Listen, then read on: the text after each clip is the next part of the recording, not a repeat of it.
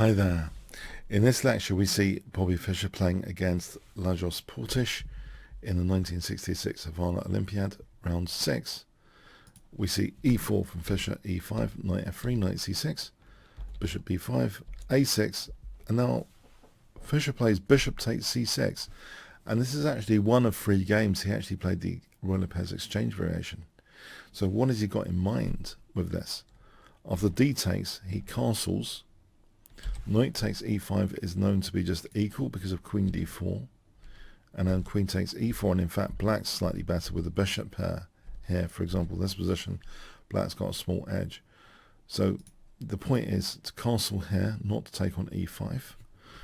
Now in this game we see the move f6, now supporting the pawn, d4, e takes, and the key point here, which way to capture? How would you capture if you had white?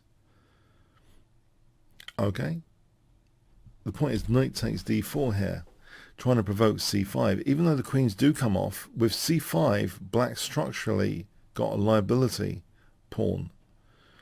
If white had just taken with the queen, this structure is a bit safer for black. Black's got actually a small edge here, but with this approach, knight takes d4, black does get tempted to play c5, but now with knight b3 and the queen's coming off, it's slightly different. There's a c5 issue. We see bishop d6, and now actually knight a5. The knight also is interested in c4 here to put pressure on d6. We see b5 stopping knight c4. If knight e7, for example, knight c4, bishop e5, this could end up, again, white targeting c5 here, and this situation is actually rather nice for white. White's getting a big advantage there. So we have b5, c4 here, knight e7, bishop e3, and now black actually lashes out with f5, trying to maybe improve this bishop, give the bishop something to play with. Knight c3, f4. Yes, if f takes e4, in fact, white's knight on e4 is pretty impressive, and the pressure points are pronounced further. So this position, yeah, bishop takes c5 becomes safe to play with a big advantage. So yeah, c5 is a constant concern in this game. So f4 though is played, not f takes. And guess what Fischer plays here if I give you 5 seconds to pause the video. Okay. e5. Yes, this is more ambitious, it seems, than bishop d2. After bishop d2, yes, white is doing well, but it's only a small edge. With e5, it kind of tries to break up the pawns more.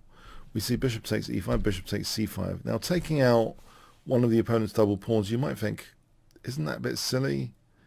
Well, it's the other weaknesses which you can now exploit now. There's pressure points elsewhere now. Bishop takes c3 is played. This is a bit interesting tactically with rook e1, if, you know, other things. So it looks dangerous to have these pieces under scrutiny. So bishop takes c3, b takes, knight g6. Now knight c6, bishop e6, c takes b5, a takes, knight a7. You might think this is pedantic. It shields a2, it hits b5. Rook b8 is played. Rook db1, king f7, and now Fischer snaps that pawn off. Is there a penalty here? It is opposite colour bishops. You might think, hold on, is this really enough to win? Rook hd8. If c6 here, knight d6, rook e1, this situation with a4, white's passed pawn, and the bishop controlling a7, it's a very pleasant position for white. So rook hd8, we have rook b4, and yes, there is a slight back row issue, but Fischer doesn't mind bishop takes a2. Yeah, he doesn't want to play rook takes though, because of rook d1 mating. His idea here is knight takes c7, taking out c7. We see rook bc8, And now, very, very interesting, move, tactical move in this position. I wonder if you can guess. If I give you 5 seconds, what does Fischer play here? Okay, h4. So now this is on actually, because this is not mating rook d1. We have rook d2. If rook takes c7, black is temporarily right now a piece up, but bishop b6 skewers the rooks and is very, very nice. There's, you know, things are going to drop off. A piece is going to drop off. For example, here bishop takes d8, and white is now in the exchange up and protecting h4 actually as well. And if rook takes a2, sorry, this is the key point after h4.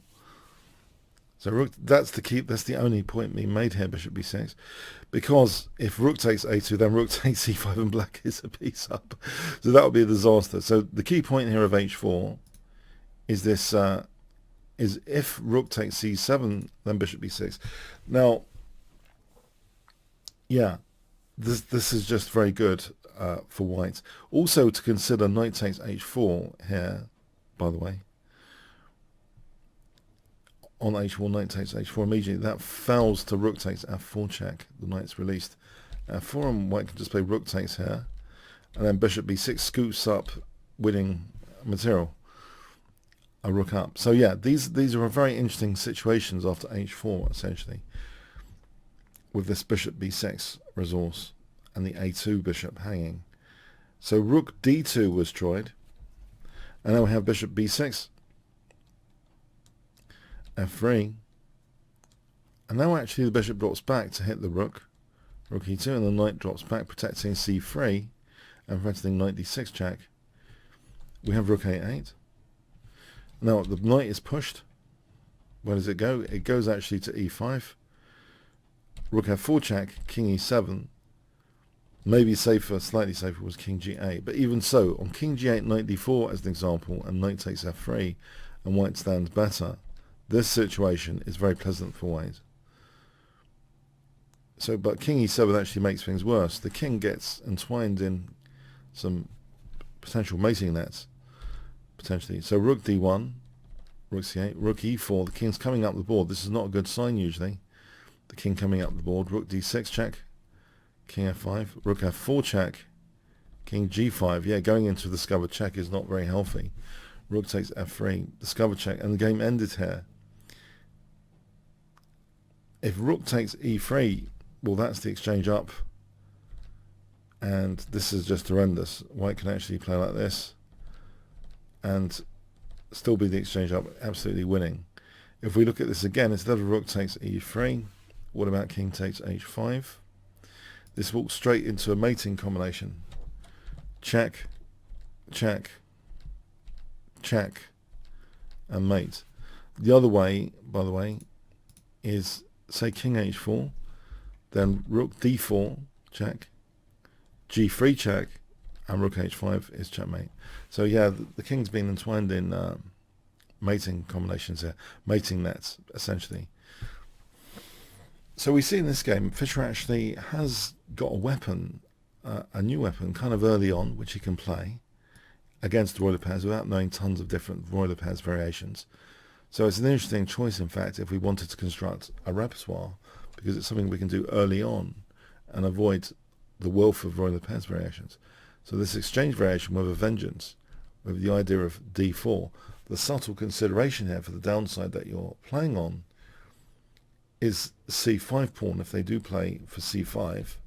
So not taking with the queen, but tempting c5. And yeah, we see some issues with this c5 and its support structure. So obviously the queen's come off. The knight is targeting potentially that bishop, so that's my b5. So weaknesses kind of beget weaknesses a little bit. And we see now this e5, which transforms things away from black's double pawns emphasis to loose pieces. Black giving up the dark square bishop is interesting, so opposite colour bishops. But now a b5 weakness is targeted. So yeah, very, very interesting situation where Fischer picks up a pawn and black is unable to really punish that. Temporary getting a pawn back, but now pawn up again. And after h4, very, very interesting move tactically, h4 to consider in our own games. Sorts out the back row, ticks a lot of boxes, h4, sorts out the back row issue, makes this piece really hanging. There's the skewer possibility though, because you don't want to lose the knight and the bishop. So the key point would have been bishop b6. Rook on the 7th, active, and it looks as though black's playing aggressively, but it does mean weakness to the last move. The e3 square is given up. And here, again with tempo, you know, knight d6 check threatens. And it's just pretty unpleasant stuff. And there's also the possibility of knight d4 as well. Where would the rook go? It has to support the bishop. So this one supporting the bishop. And then in this final phase, yeah, the king getting into kind of mating that. So here, after rook takes f3, the game ended. An impressive game. One important stem game if you want to check out the exchange Ruy Lopez. And the beauty of the exchange Ruy Lopez, as I mentioned, it's early on. So you're avoiding quite a lot of variations of the Ruy Lopez. So interesting to consider there for one's repertoire, in my view. Okay, hope you enjoyed that one. And there's another 2 Ruy Lopez exchange variations to come. Okay, thanks very much.